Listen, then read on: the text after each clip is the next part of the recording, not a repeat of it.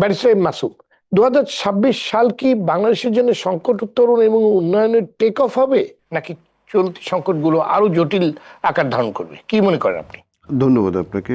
যদি আমাকে future coming ইয়ারের অবস্থান বলতে হয়, তাহলে আমরা এই যে 1.5 ইয়ার্সের যেই অ্যাচিভমেন্ট, সেটা যদি আমরা একটু আমাদের যে ম্যাক্রো ইকোনমির ইন্ডিকেটরগুলি আছে সেটা দিয়ে যদি দেখি, ধরেন ওভারঅল ব্যালেন্স অফ পেমেন্ট আমরা দেখছি, যেটা অনেক সময় কিন্তু আমাদের অনেক বিশাল ইয়েতে নেগেটিভ থাকতো, যেটা কিন্তু এবার পজিটিভ। যদিও আমাদের ভেরি মিনিমাল ইয়েতে ট্রেড ডেফিসিট আছে, সাথে আপনার কারেন্ট অ্যাকাউন্ট ব্যালেন্স সেখানে কিছুটা নেগেটিভ, বাট কিন্তু আপনি যদি ফাইন্যান্সিয়াল অ্যাকাউন্ট দেখেন সেখানে প্রায় $2 বিলিয়ন মতো প্লাস।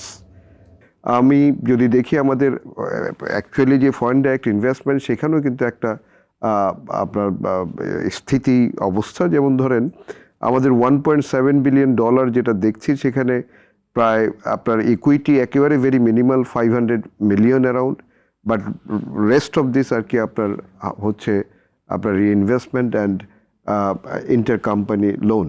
কিন্তু সেইটার সাথে সাথে যদি দেখেন আমাদের প্রাইভেট ক্রেডিট গ্রোথ অনলি 6.32 বা 6% অ্যারাউন্ড।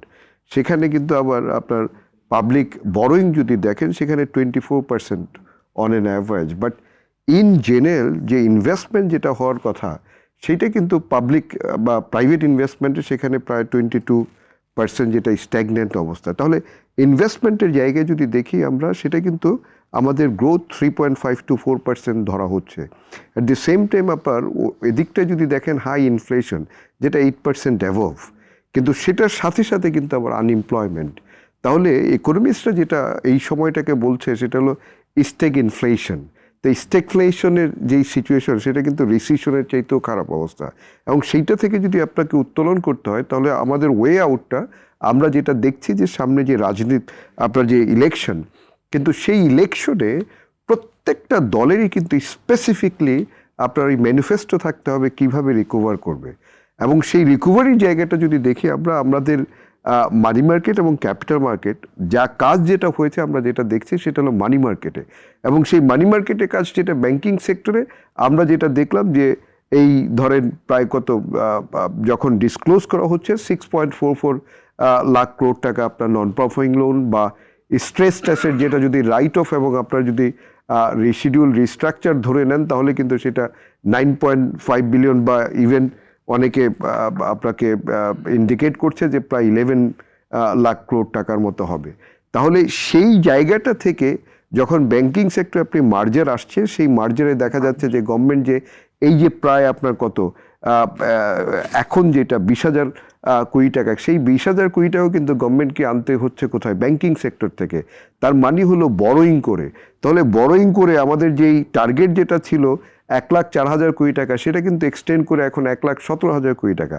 তাহলে যখন আপনি বরোয়িং করবেন ইভেন ব্যাংকিং সেক্টর থেকে, এবং ব্যাংকিং সেক্টর আপনি দেখেন যে ইনভেস্টমেন্টে যাচ্ছে না, তারা কি করছে? টি-বিলস বা বন্ডের দিকে ইনভেস্টমেন্ট করছে, যেখানে সিকিউর তারা রিটার্ন পাচ্ছে সেই 11 বা 12%, যেটা আপনি যদি এমনি প্রাইভেট সেক্টরে বরোয়িং করতো তাহলে কিন্তু সেই মোরলেস আপনার সেই রিটার্ন। তাহলে ব্যাংক চলে যাচ্ছে সিকিউর ইনভেস্টমেন্টের দিকে, সিকিউর রিটার্নের দিকে, কিন্তু এদিকে প্রাইভেট সেক্টরে কিন্তু কোনো ধরনের গ্রোথ হচ্ছে না।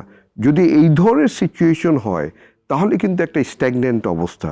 তাহলে সেই জায়গা থেকে আমাদের বের হতে হবে, এবং সেখানে আপনাকে কিন্তু কর্মসংস্থানের অবস্থা বা কিভাবে বাড়াবেন।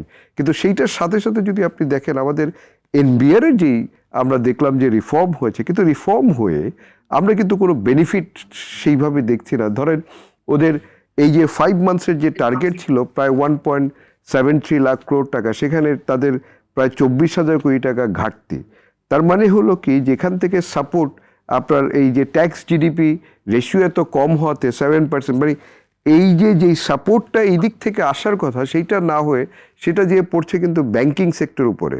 তো ব্যাংকিং সেক্টর উপরে যাওয়ার ফলে আপনার কিন্তু ডেভেলপমেন্টে কিন্তু আবার ব্যাংক কিন্তু যাচ্ছে সেফ ইনভেস্টমেন্টের দিকে, কারণ তারা যখন দেখছে যে গভর্নমেন্ট বড়োই করছে, আর গভর্নমেন্টের যেহেতু বড় করতে হচ্ছে, কারণ এখন কিন্তু অনেক ধরনের আপনার আনডেভেলপড সেক্টরের কিন্তু তাদের খরচ, যেমন এই যে ইলেকশন বাবদ কিন্তু হিউজ একটা এক্সপেন্ডিচার আছে, যেখানে কিন্তু যেমন ধরেন এই যে আপনার মার্জার বা এবং 9টা ব্যাংকের যে 9টা লিজিং কোম্পানির যে অ্যাকুইজিশন, এই যে টাকাগুলি এগুলি তো তার বাজেটে কিন্তু অ্যালোকেট করা ছিল না, এটা কিন্তু এডিশনালি আসছে।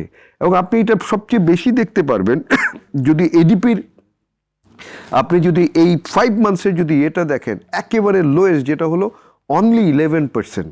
তার মানে কি আপনার 2,38,000 কোটি টাকা তার এই এক্সপেন্ডিচার, সেখানে সে অনলি 28,000 কোটি টাকার মতো স্পেন্ড করেছে। তার মানে কি এই যে ইনভেস্টমেন্টটা যদি না হয় তাহলে তার কর্মসংস্থান ক্রিয়েট হবে না, আর কর্মসংস্থান ক্রিয়েট যদি না হয় তাহলে তো আপনার আনএমপ্লয়মেন্ট বাড়বে।